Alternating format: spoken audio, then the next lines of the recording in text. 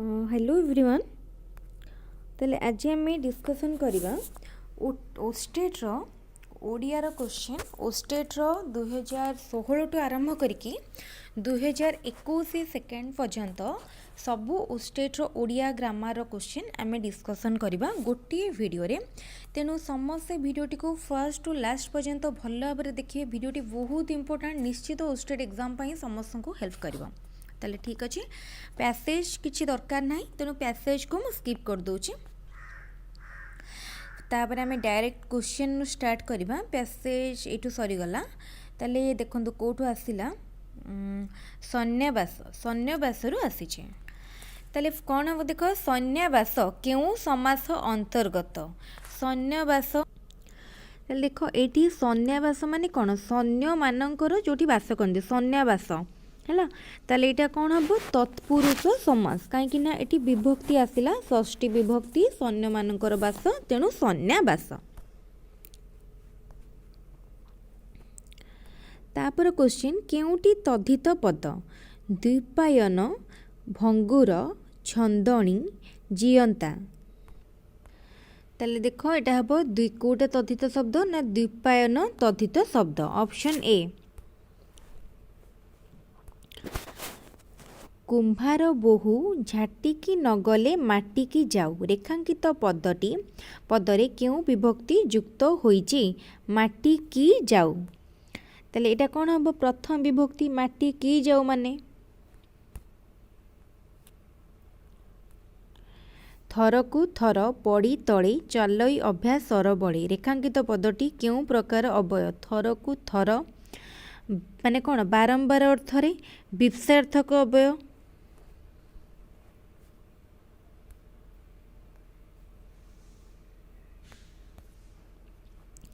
भारत सैन्य माने नानादी आधुनिक अस्त्रशस्त्र सह खाद्यपेय धरी युद्ध क्षेत्र को जाती। रेखांकित पदटी क्यों प्रकार क्रियापद? धरी। धरीटा गोटे कौन? असमापिका क्रिया माने कौन? सरुनी धरी। जेतेबेले भारत सरकार पक्षरु स्वच्छ भारत गठनर आह्वान दिगला, सेतेबेले सारा देश में एक नूतन जागरण सृष्टि हैला। यह की प्रकार वाक्य? ताल देख, जेतेबेले सेतेबेले थियो माने की प्रकार वाक्य हबो? जटिल वाक्य। निम्न प्रदत्त केउं शब्दटी णत्व विधि नियम को उल्लंघन करुची? णत्व विधि। ता देख, फेड़ाण फेड़ाण णत्व विधि नियम को उल्लंघन करुचे। निम्न वाक्य गुड़िक मध्यरु केउंठिरे भूल नाही? से अतिथि मानकु सबांधवे आसिबाकु निमंत्रण कले। गंगा भारतर सबुठारु बृहत्तम नदी। तुमे काली सकल आसिबो। तुमे काली सौଳରେ आसिबो। तांको कार्पण्य जोगु से घृणित हुअन्ति। ताल देख, से अतिथि मानकु सबांधवे आसिबाकु निमंत्रण कले। एटारे कौन देखिबा? से कहि केउटारे भूल नाही, ताले एटारे कौन भूल अछि देखिबा। ताले एटी भूल होछि निमंत्रित कले। निमंत्रण कले हबो, निमंत्रित कले भूल अछि। गंगा भारतर सबुठारु बृहत्तम नदी। बृहत्तम लागिछि आउ सबुठारु दरकार नाही, ताले कौन हबो? गंगा भारतर बृहत्तम नदी। तुमे काली सौଳରେ आसिबो। तुमे काली सौळ आसिबो, सौଳରେ हबनी। ताले तांकर कार्पण्य जोगु से घृणित हुअन्ति। एटा ठीक अछि। शुद्ध शब्दटी बाछ। सन्यासी, निरद, गणेश, प्रत्यय। ताले कोटा शुद्ध? सन्यासी न तळे न फळ लागिबो। तापरे निरद ठीक अछि। गणेश तालबेस सह हबो। प्रत्यय है ना, ताले निरद ठीक अच्छे। अच्छीमा को गच्छीमा रूढ़ीटीर अर्थ निम्नरु बाछ। अनिर्दिष्ट फल आशारे कौनसी काम करिबा। तुलनीय वस्तु सह तुलना। अतुलनीय वस्तु को तुलना करिबा। गोटिए मंद कार्य द्वारा समस्त सुफल नष्ट हवा। ठीक ठिकना नथिबा। ताले अतुलनीय वस्तु सहित तुलना करिबा। बुझेला? तो अतुलनीय वस्तु सहित तुलनीय वस्तु तुलना करिबा। अच्छीमा को गच्छीमा। तापर क्वेश्चन, देखिले सुंदरी ସମ୍ମୁଖେ ଅପୂର୍ବ ସୁନ୍ଦର ଯୁବକ ବର ଅଙ୍ଗବନ୍ତ କି ସେ ଅନଙ୍ଗ ଅଥବା ନର ରୂପୀ ସୁଧାକର। ଉଦ୍ଧୃତାଂଶଟିରେ କେଉଁ ଅଳଙ୍କାର ପ୍ରଯୁକ୍ତ? ତାହେଲେ କେଉଁ ଅଳଙ୍କାର, ଦେଖ ଆମେ ଅଳଙ୍କାର ବିଷୟରେ ପଢ଼ିଥିଲେ, ତାହେଲେ କେଉଁ ଅଳଙ୍କାର ଏଠି ଲାଗିବ? ସବୁ ଅପସନ୍ ଦେଇଛି ଉତ୍ପ୍ରେକ୍ଷା, ଉପମା, ରୂପକ, ଶ୍ଲେଷ। ତାହେଲେ ଯେତେବେଳେ ଆମର କାହା କଥା ଉପମାନ ଉପମେୟ କଥା ଆସିବ ଏବଂ ଆଉ କ'ଣ ହେବ, ପ୍ରକୃତ ବସ୍ତୁରେ ଅପ୍ରକୃତ ବସ୍ତୁର ତର୍କଣା କରାଯିବ, ସେତେବେଳେ କ'ଣ ହୁଏ? ଉତ୍ପ୍ରେକ୍ଷା ଅଳଙ୍କାର ଆସେ। ବୁଝିଗଲା? ତାହେଲେ ଏଇଟା ହେବ ଉତ୍ପ୍ରେକ୍ଷା ଅଳଙ୍କାର। ଯୁବତୀ ଜାୟା ଯାହାର ବିଗ୍ରହ ବାକ୍ୟଟିର ସମସ୍ତ ପଦଟି କ'ଣ ହେବ? ଯୁବତୀ ଜାୟା ଯାହାର, ତାହେଲେ ଯୁବ ଜାନି।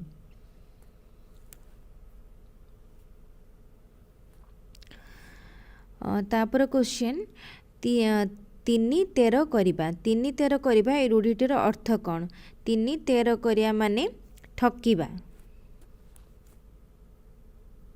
ତାପରେ କ୍ୱେଶ୍ଚନ୍, ପାଣି ଗ୍ରହଣରୁ ବୁଝିଅଛୁ କାଲି ସ୍ୱଭାବେ ତୁମ୍ଭେ ଉଦାର ବାହୁଲ୍ୟେ ମାତର କହୁ ଅଛୁ ଆମ୍ଭେ ମୁନି କନ୍ୟା ହେ ଉଦାର।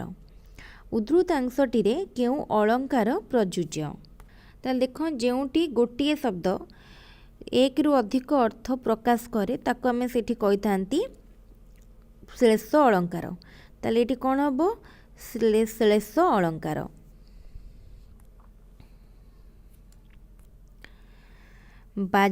ବାଜଣା ଶବ୍ଦଟି କେଉଁ ପ୍ରତ୍ୟୟ ଯୋଗରେ ଗଠିତ ହୋଇଛି? ବାଜଣା ଶବ୍ଦଟି ଅଣା ପ୍ରତ୍ୟୟ ଯୋଗରେ ଗଠିତ ହୋଇଛି। ଏଠି ଇଂଲିଶର ଗୋଟେ ସେଟ୍ର କ୍ୱେଶ୍ଚନ୍ ସରିଗଲା। ଏବେ ଆମେ ନେକ୍ସଟ ସେଟ୍ର କ୍ୱେଶ୍ଚନ୍ ଡିସ୍କସନ୍ କରିବା। ତାହେଲେ ଏଇଟା ହେଲା 2018ର କ୍ୱେଶ୍ଚନ୍। ତାହେଲେ ଏବେ 18ର ଓଡ଼ିଆ କ୍ୱେଶ୍ଚନ୍ ଦେଖିବା। ଶୁଦ୍ଧ ଶବ୍ଦଟି ବାଛ। କେଉଁଟା ଦେଖ ଶୁଦ୍ଧ? ପରିଷ୍କାର, ସୁଷମା, ପୌରୋହିତ୍ୟ, ଅମୀୟ। ତାହେଲେ ଭିତରୁ ଶୁଦ୍ଧ ଶବ୍ଦ ହେଉଛି ସୁଷମା।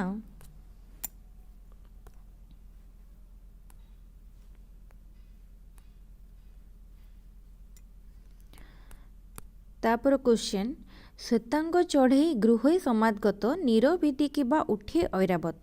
ଏଠି କ'ଣ ଗୋଟେ ଆମର ତୁଳନା କରାହେଇଛି ପ୍ରକୃତ ବସ୍ତୁ ସହ ଅପ୍ରକୃତ ବସ୍ତୁ। ତାହେଲେ ଏଇଟା କ'ଣ ହେବ? ତୁଳନା ନେଇ ପ୍ରକୃତ ବସ୍ତୁ ଗୋଟେ ଅପ୍ରକୃତ ବସ୍ତୁ କଥା ଯେତେବେଳେ ଉଠୁଛି ସେଟା ହେବ ଉତ୍ପ୍ରେକ୍ଷା ଅଳଙ୍କାର। କୁହୁଡ଼ି ପହଁରିବା ବୃଥା ଚେଷ୍ଟା ବା ବୃଥା ପରିଶ୍ରମ। ଉପବନ ଏହା କେଉଁ ସମାସର ଅନ୍ତର୍ଗତ? ଉପ ଲାଗିଛି, ଉପ ଲାଗିଲେ ଏଇଟା କ'ଣ ହେବ? ଅବୈଭାବ।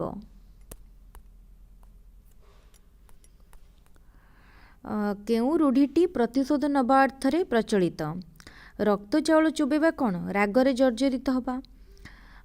ଅକସ ରଖିବା ମାନେ ଅହନ୍ତା ରଖିବା ବା ରାଗ ରଖିବା। ତାପରେ ଦେଖ, ଖାଲରେ ପକାଇବା ଅସୁବିଧାରେ ପକାଇବା। ତାପରେ ଦେଖ, ଦାଉ ସାଧିବା ମାନେ ପ୍ରତିଶୋଧ ନେବା।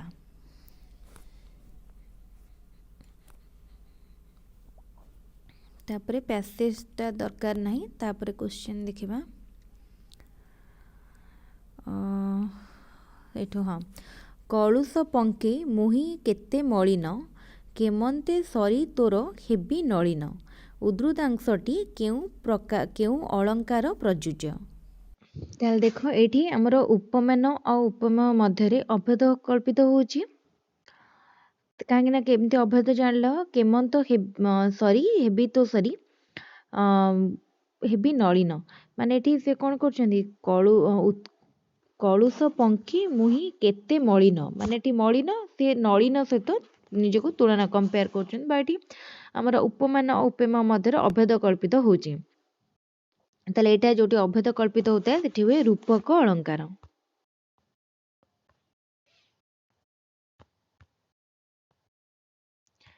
ତାପରେ ଅତିଥି ଖାଇଲେ ରେଖାଙ୍କିତ ପଦଟି କେଉଁ ପ୍ରକାର କ୍ରିୟାପଦ? ଅତିଥି ଖାଇଲେ, ତାହେଲେ କ'ଣ ହେବ? ଏଇଟା ଅମିଶ୍ର। ଅତିଥି ଖାଇଲେ, ଖାଇଲେଟା ହେଉଛି ଅମିଶ୍ର। ତାପରେ ମହାବାତ୍ୟାରେ ଓଡ଼ିଶାର ବହୁ ଧନଜୀବନ ନଷ୍ଟ ହେଲା। ଏଇଟା ଗୋଟିଏ ସମାପିକ କ୍ରିୟା ଅଛି ସରଳ ବାକ୍ୟ। ନିମ୍ନ ପ୍ରଦତ୍ତ ଶବ୍ଦଟି ନିମ୍ନ ପ୍ରଦତ୍ତ କେଉଁ ଶବ୍ଦଟି ସତ୍ତ୍ୱବିଧି ନିୟମର ବ୍ୟତିକ୍ରମ? ପୁରୁଷ, ପ୍ରସାଦ, ଔଷଧ, ବିସୂଚିକା। ତାହେଲେ ଏଇଟି ଭିତରୁ କେଉଁଟି ସତ୍ତ୍ୱବିଧି ନିୟମର ଉଲ୍ଲଂଘନ କରୁଛି? ବିସୂଚିକା। ତାପରେ ନିମ୍ନ ପ୍ରଦତ୍ତ ବାକ୍ୟଗୁଡ଼ିକ ମଧ୍ୟରୁ ଶୁଦ୍ଧ ବାକ୍ୟଟିକୁ ଚିହ୍ନ। ରଥଯାତ୍ରା ଦେଖିବାକୁ ବହୁତ ଯାତ୍ରୀମାନେ ପୁରୀ ଆସିଥିଲେ। ସେ ସପରିବାର ସହିତ ବିବାହ ଉତ୍ସବରେ ଯୋଗ ଦେଇଥିଲେ।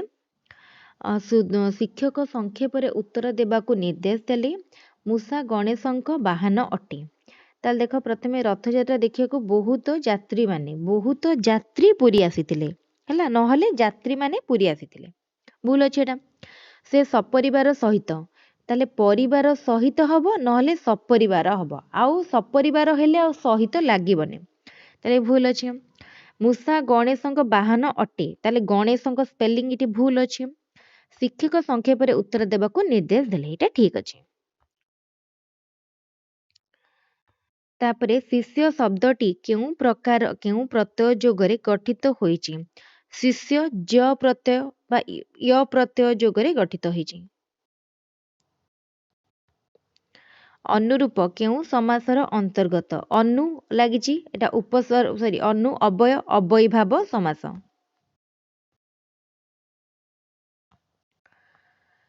କେଉଁଟି ତଦ୍ଧିତ ପଦ? ଗାୟକ, କୌଶଳ, ଭୂଷଣ, ଉଠାଣି। ତାହେଲେ ଦେଖ, ଧାତୁ ସହିତ ପ୍ରତ୍ୟୟ ଯୋଗ ହେଲେ ହୁଏ କୃଦନ୍ତ, ଶବ୍ଦ ସହିତ ପ୍ରତ୍ୟୟ ଯୋଗ ହେଲେ ହୁଏ ତଦ୍ଧିତ। ତାହେଲେ କୌଶଳ ହଉଛି ଗୋଟେ ତଦ୍ଧିତ ପଦ। ତାପରେ ସମ୍ପଦ କାଳେ ସର୍ବେ ସଖା, ବିପଦେ ନ ଦିଅନ୍ତି ଦେଖା। ତାହେଲେ ବିପଦେ ମାନେ ବିପଦରେ, ରେ ଠାରେ ମାନଙ୍କ ଠାରେ, ଏଇଟା କଣ ହୁଏ? ସପ୍ତମୀ ବିଭକ୍ତି।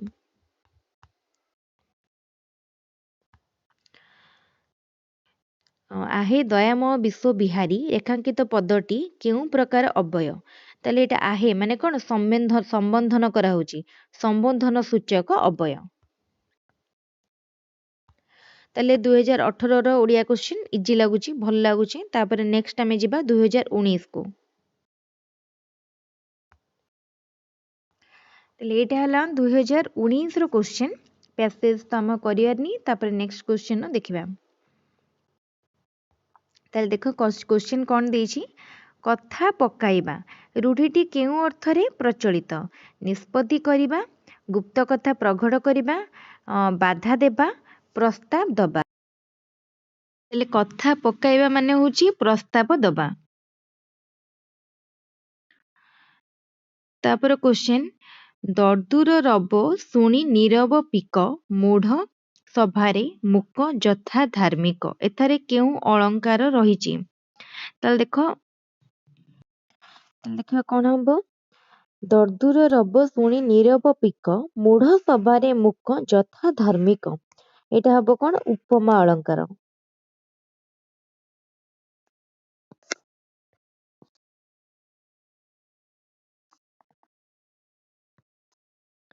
ଅର୍ଥକୁ ଅତିକ୍ରମ ନ କରି ମାନେ ଯଥାର୍ଥ, ଯଦି ଅର୍ଥକୁ ଅତିକ୍ରମ କଲା ଅଯଥାର୍ଥ।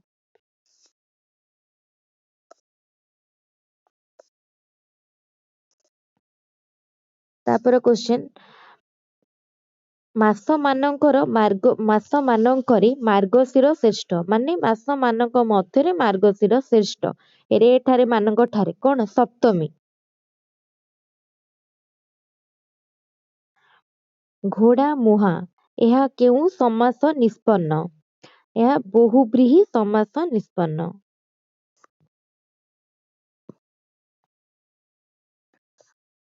ତାପରେ ନିମ୍ନ ପ୍ରଦତ୍ତ ଶବ୍ଦ ମଧ୍ୟରୁ କେଉଁଟି ଆ ପ୍ରତ୍ୟୟ ଯୁକ୍ତ? ମାଟି ଯୁକ୍ତ ଆ, ମାଟିଆ। ଲୀନ ପଦଟି କେଉଁ କୃତ୍ ପ୍ରତ୍ୟୟ ଦ୍ୱାରା ଗଠିତ? ଲୀନ ତ କୃତ୍ ପ୍ରତ୍ୟୟ ଦ୍ୱାରା ଗଠିତ। ନିମ୍ନ ପ୍ରଦତ୍ତ ଶବ୍ଦଗୁଡ଼ିକ ମଧ୍ୟରୁ କେଉଁଟିରେ ସତ୍ତ୍ୱବିଧି ନିୟମର ବ୍ୟତିକ୍ରମ ଘଟିଛି? ଅନୁସନ୍ଧାନ ସତ୍ତ୍ୱବିଧି ନିୟମର ବ୍ୟତିକ୍ରମ ଘଟିଛି।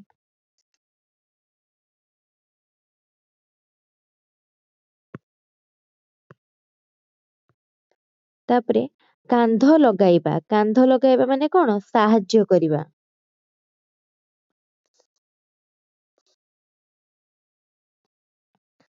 ତାପରେ ଇଦ୍ରା ୟୁଧେ ତାର ଅଧ ବିମ୍ବେ ନଭେ ଯେଉଁ ତୁଳନା ତୋହୁ ବଳି ଇନ୍ଦୁ ସଙ୍ଗେ ସୁନ୍ଦରୀର ତୁଳା ଅଲଣା। ତାହେଲେ କଣ ଏଠାରେ କେଉଁ ଅଳଙ୍କାର? ତାହେଲେ ଏଟା ବ୍ୟତିରେକ ଅଳଙ୍କାର। ସେ ଚୋରି କରିବାରୁ ଦଣ୍ଡ ପାଇଲା, ଏହା କେଉଁ ପ୍ରକାର ବାକ୍ୟ? ଏଟା ପାଇଲା ଗୋଟେ ସମାପିକା କ୍ରିୟା ଗୋଟିଏ ମାତ୍ର ଅଛି, ତାହେଲେ ଏଟା ସରଳ ବାକ୍ୟ। ତାଙ୍କର ମାତୃଭାଷା ପ୍ରତି ପ୍ରଗାଢ଼ ଅନୁରାଗ ରହିଛି, କେଉଁ ପ୍ରକାର ଅବୟ? ପ୍ରତି ବାକ୍ୟ ମଝିରେ ଲାଗିଛି, ତାହେଲେ ଏଟା କଣ ହବ? ପଦାନ୍ୱୟୀ ଅବୟ। ପିଲାଟି ଭୂମିରେ ଶୟନ ରହିଛି, ଏଠାରେ ଶୟନ କେଉଁ ପଦ? ଏଠାରେ ଶୟନ ହଉଛି ପିଲାଟି ଭୂମିରେ, ତାହେଲେ ଏଠି ପିଲାଟି ହଉଛି କଣ? ଆମର ବିଶେଷ୍ୟ ପଦ। ତାହେଲେ ଏଠି ଶୟନ ମଧ୍ୟ କ୍ରିୟା, କାହିଁକିନା କର୍ମ ହଉଛି କୋଉଠି? ଶୋଇଛି, ଭୂମିରେ। କଣ କରୁଛି? ଏଠି ଶୟନ କରିଛି, ଶୟନ କରିଛି, ତାହେଲେ କରିଛିଟା ଏଠି କ୍ରିୟା, ଶୟନଟା ଏଠି ହବ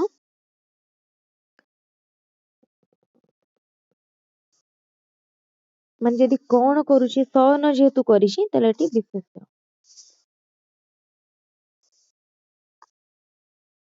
କାହିଁକିନା ଶୟନ ଗୋଟେ ପ୍ରକାର କଣକୁ ବୁଝଉଛି? ଗୋଟେ ପ୍ରକାର କିଛି ଗୋଟେ କାମକୁ ବୁଝଉଛି। ଶୁଦ୍ଧ ବାକ୍ୟଟିକୁ ଚିହ୍ନ। ଶିକ୍ଷକ ଛାତ୍ରକୁ ସଂକ୍ଷେପରେ ଉତ୍ତର ଦେବାକୁ କହିଲେ। ଶୁଦ୍ଧ ଶବ୍ଦଟିକୁ ବାଛ। ପୂଜାସ୍ପଦ। ତାହେଲେ ଏଇଠି ସରିଗଲା 2019ର କ୍ୱେଶ୍ଚନ। ଏବେ କରିବା 2021ର ଫାର୍ଷ୍ଟ ଫେଜ୍ର କ୍ୱେଶ୍ଚନ।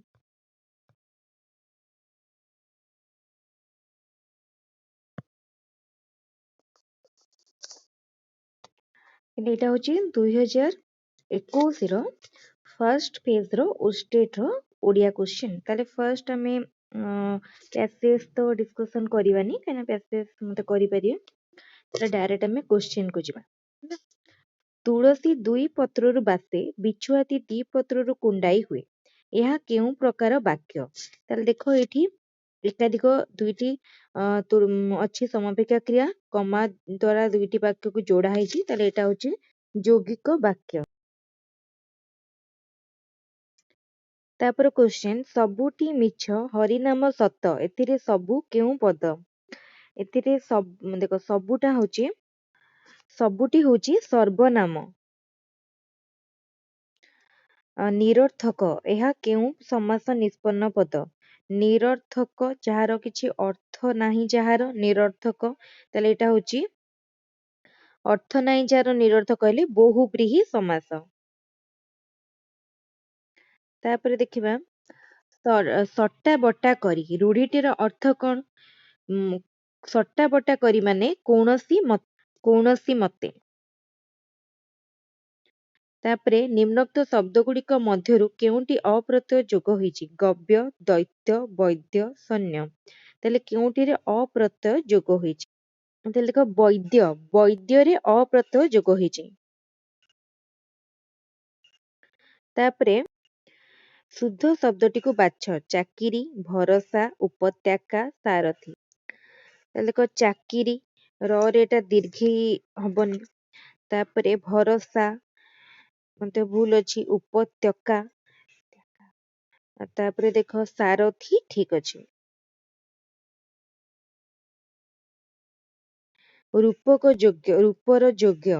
ରୂପର ଯୋଗ୍ୟ, ତାହେଲେ ରୂପର ଯିଏ ଯୋଗ୍ୟ ସେ ଅନୁରୂପ।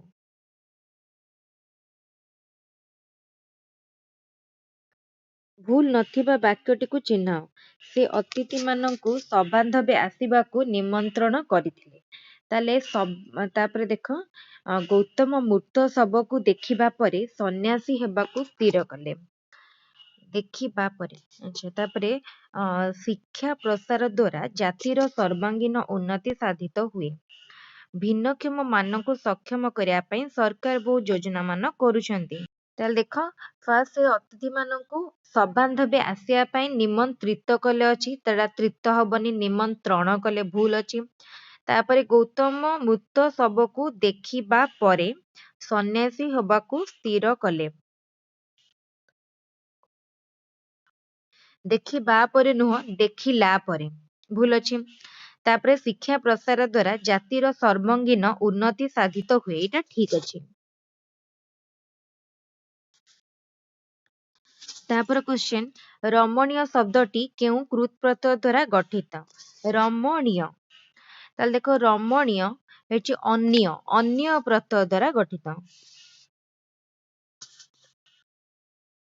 ତାପରେ ସତୀଙ୍କି ତମସା ଅଙ୍କରେ ଘେନି ସ୍ନେହୀ ଆଲିଙ୍ଗିଲା ତରଙ୍ଗ କରେ, ଏଥିରେ କେଉଁ ଅଳଙ୍କାର ରହିଛି? ଯେତେବେଳେ ଉପମାନ ଉପମେୟ ମଧ୍ୟରେ ଅଭେଦ କଥିତ ହୁଏ ସେତେବେଳେ କଣ ହୁଏ? ରୂପକ ଅଳଙ୍କାର ହୁଏ। ତାହେଲେ ଏଠି ରୂପକ ଅଳଙ୍କାର। ନିମ୍ନ ପ୍ରଦତ୍ତ ଶବ୍ଦମାନ ଗୁଡ଼ିକ ମଧ୍ୟରୁ କେଉଁ ଶବ୍ଦରେ ସ୍ୱାଭାବିକ ଭାବେ ଣ ରହିଛି? ଶ୍ରବଣ, ମ୍ରିୟମାଣ, ନିର୍ଣ୍ଣୟ, ଲବଣ। ତାହେଲେ ଦେଖ ଲବଣରେ ସ୍ୱାଭାବିକ ଭାବରେ ଣ ରହିଛି।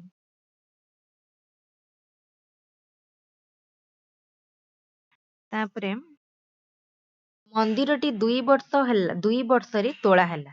ରେଖାଙ୍କିତ ପଦଟି କେଉଁ ବିଭକ୍ତି? ତା ମାନେ କଣ 2 ବର୍ଷ ଲାଗିଲା, ତାହେଲେ ଏଠି କଣ ହବ? ତୃତୀୟା।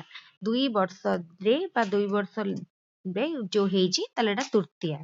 ତାହେଲେ ଏଠି ସପ୍ତମୀ କାଁ ହେଲାନି? ସପ୍ତମୀ ମାନେ କଣ ହୁଏ? ରେ ଠାରେ ମାନଙ୍କ ଠାରେ, ଯୋଉଠି ଏଟା ଗୋଟେ ଅଛି ଅର୍ଥରେ ରେ ଠାରେ ମାନଙ୍କ ଠାରେ।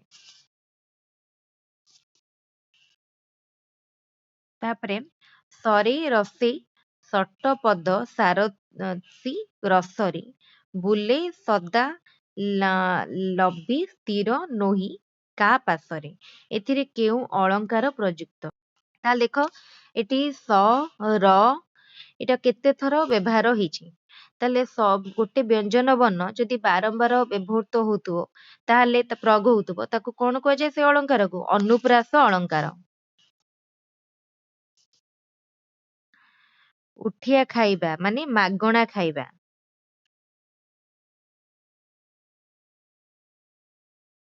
ତାପରେ ଚୋରଟି ପୋଲିସ କର୍ତ୍ତୁକ ଧରା ହେଲା। ଚୋରଟି ପୋଲିସ କର୍ତ୍ତୁକ ଧରା ହେଲା। ରେଖାଙ୍କିତ ପଦଟି କେଉଁ ପ୍ରକାର ଅବୟବ? ହେତୁ ବା ବୋଧକ, ଭାବ ବୋଧବାଚକ, ନିଶ୍ଚୟ ବୋଧକ, ବିଭକ୍ତି। ତାହେଲେ କୋଉଟା ଉପରେ ଦେଖ ଲାଇନ ଆମର ରେଖାଙ୍କିତ ପଦ ବା ଅଣ୍ଡରଲାଇନ ହେଇଛି କର୍ତ୍ତୁକ, ତାହେଲେ ଏଟା ହଉଛି ବିଭକ୍ତି ସୂଚକ।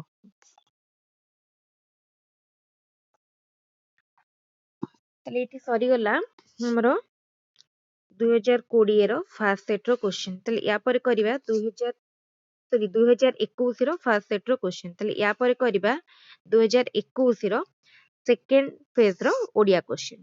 ତାହେଲେ ଏଇଟା ହଉଛି 2021 ର ସେକେଣ୍ଡ ଓଷ୍ଟେଟ ର କ୍ୱେଶ୍ଚନ ଆନ୍ସର କ୍ୱେଶ୍ଚନ। ତାହେଲେ ଦେଖିବା ଆମେ ଷ୍ଟାର୍ଟ କରିବା ଏଇଠୁରୁ। ଆମର ପ୍ୟାସେଜ ତ ଆମେ ସ୍କିପ୍ କରିବା କାହିଁକିନା ପ୍ୟାସେଜ ସମସ୍ତେ କରିପାରିବେ, ତାକୁ ଡିସ୍କସନ କରିକି ଲାଭ ନାହିଁ। ନିମ୍ନୋକ୍ତ ମଧ୍ୟରୁ କେଉଁଟି ତଦ୍ଧିତାନ୍ତ ଶବ୍ଦ? ତାହେଲେ ଏଇ ଭିତରୁ ତଦ୍ଧିତ ଶବ୍ଦ କୋଉଟା ପଚାରିଛି? ଧୈର୍ଯ୍ୟ ହଉଛି ତଦ୍ଧିତାନ୍ତ ଶବ୍ଦ, ବୁଝିହେଲା। ତାହେଲେ ଆମେ ଯୋଉ ବି ସବୁ କ୍ୱେଶ୍ଚନ ଡିସ୍କସନ କରୁଛନ୍ତି ବହୁତ ଇମ୍ପୋର୍ଟାଣ୍ଟ ଓଷ୍ଟେଟ ପାଇଁ, ତେଣୁ ଭିଡିଓଟିକୁ ସମସ୍ତେ ଭଲ ଭାବରେ ଦେଖନ୍ତୁ ଏବଂ ସାଙ୍ଗମାନଙ୍କ ସହିତ ଯେତେ ପାରୁଛନ୍ତି ସେୟାର କରନ୍ତୁ, ଠିକ ଅଛି। ତାହେଲେ ଧୈର୍ଯ୍ୟ ହେଲା। ଷଣ୍ଢକୁ ପଘା ନାହିଁ ମାନେ ଷଣ୍ଢ ନିମିତ୍ତ ପଘା ନାହିଁ, ନିମିତ୍ତାର୍ଥେ ଷଣ୍ଢକୁ କୁ ମାନଙ୍କୁ ନିମିତ୍ତାର୍ଥେ ଚତୁର୍ଥୀ। ସତୀର୍ଥ ମାନେ କଣ? ଗୋଟେ କି ସମାସ? ବହୁବ୍ରୀହି ସମାସ। କେଉଁ ଶବ୍ଦରେ ସତ୍ତ୍ୱବିଧି ନିୟମର ବ୍ୟତିକ୍ରମ ଘଟି ନାହିଁ? ତାହେଲେ ବସନ୍ତ, ବିସର୍ଗ, ବିସ୍ତାର, ଅନୁସରଣ। ଚାରିଟା ଆମକୁ ଦେଇଛି। କେଉଁଟି ସତ୍ତ୍ୱବିଧିର ସେ କହିଲା ବ୍ୟତିକ୍ରମ ଘଟିନି? ତାହେଲେ ଦେଖ ବସନ୍ତ ଏଥିରେ ସତ୍ତ୍ୱବିଧି ନିୟମର ବ୍ୟତିକ୍ରମ ଘଟି ନାହିଁ। ଅଶୁଦ୍ଧି ନଥିବା ବାକ୍ୟଟିକୁ ଚିହ୍ନ। ରଥଯାତ୍ରାରେ ଜନତା ମାନଙ୍କର ପ୍ରବଳ ଭିଡ଼ ହୁଏ। କୋଣାର୍କର କଳା ପାଟବତା ମନମୁଗ୍ଧକର। ତାପରେ ଅଲମ୍ପିକ କ୍ରୀଡ଼ା ପ୍ରତିଯୋଗିତାରେ ଭାରତୀୟ ଦଳ ଏଥର ଅଧିକ ପଦକ ପାଇଛନ୍ତି। ଭୁବନେଶ୍ୱର ଓଡ଼ିଶାର ବୃହତ୍ତମ ନଗର। ତାହେଲେ ଏ ଭିତରୁ ସେ କହିଲା କୋଉଟା ଠିକ ଅଛି। ତାହେଲେ ଦେଖ ଭୁବନେଶ୍ୱର ଓଡ଼ିଶାର ବୃହତ୍ତମ ନଗର, ଏଥିରେ କିଛି ବି ଅଶୁଦ୍ଧି ନାହିଁ।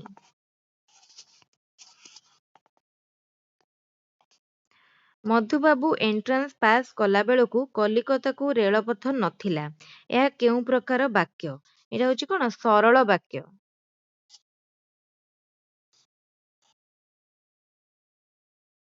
ତାହେଲେ କେଉଁ ଶବ୍ଦଟି କ୍ରୁଦ୍ ପ୍ରତ୍ୟୟ ଅଯୋଗରେ ଗଠିତ?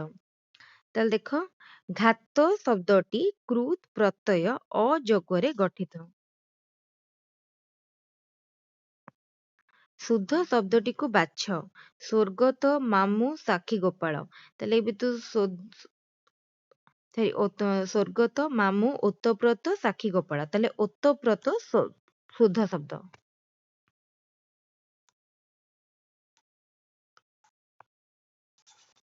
ତାପରେ ବିନ୍ଦୁ ବିନ୍ଦୁ ଜଳ ରହିଛି ଚାରୁ କୁଟିଳ ବାଳେ, ତୁଷାର ବୃଷ୍ଟିକି ହୋଇଛି ନବ ତମାଳ ଦଳେ। ଏଥିରେ କେଉଁ ଅଳଙ୍କାର ପ୍ରଯୁଜ୍ୟ?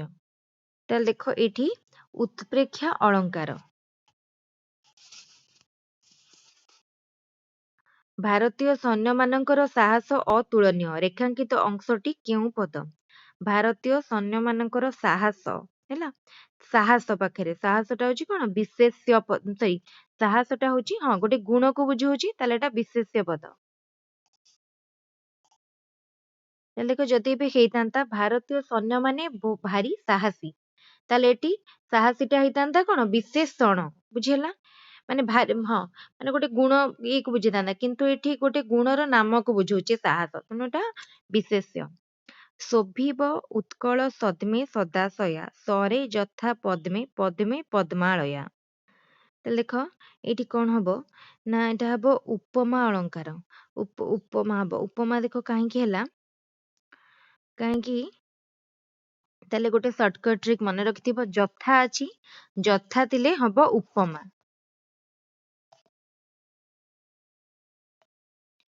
ତାପରେ ଅକ୍ଷର ପଛରେ ସମସ୍ତ ପଦଟି କଣ? ମାନେ ପରୋକ୍ଷ। ଯତି ପଡିବା ମାନେ ମେଳ ଖାଇବା।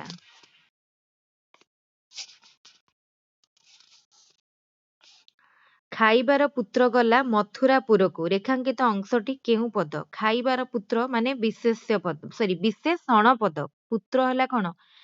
ବିଶେଷ୍ୟ। ତାହେଲେ ପୁତ୍ରକୁ ବିଶେଷିତ କରୁଛି କି ଖାଇବାର, ତାହେଲେ ଖାଇବାରଟା ହଉଛି ବିଶେଷଣ।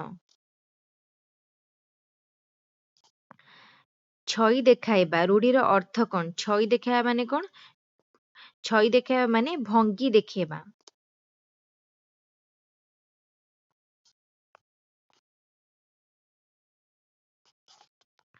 ତାହେଲେ ଏଇଠି ସରିଗଲା ଓଡ଼ିଆର ମାନେ ଆମର 2016, 18, 19, 21ର ଦୁଇଟା ମାନେ 5ଟା ସେଟ୍ର ଆନ୍ସର। ତାହେଲେ ଏକ୍ସାମ ପାଇଁ ଭିଡ଼ିଓଟି ବହୁତ ଇମ୍ପୋର୍ଟାଣ୍ଟ। ସମସ୍ତେ ଭଲ ଭାବରେ ଭିଡ଼ିଓଟିକୁ ଥରେ ଥରେ ଦେଖିଦିଅନ୍ତୁ। ବହୁତ କମ୍ ଟାଇମର ଭିଡ଼ିଓ, ଅଧଘଣ୍ଟେ ବି ନୁହଁ, ତେଣୁ ସମସ୍ତେ ନିଶ୍ଚିତ ଭିଡ଼ିଓଟିକୁ ଥରେ ଥରେ ଦେଖନ୍ତୁ ଏବଂ ଭଲ ଲାଗିଲେ ଗୋଟେ ଲାଇକ୍ କରନ୍ତୁ, ଚ୍ୟାନେଲକୁ ସବସ୍କ୍ରାଇବ କରନ୍ତୁ। Thank you.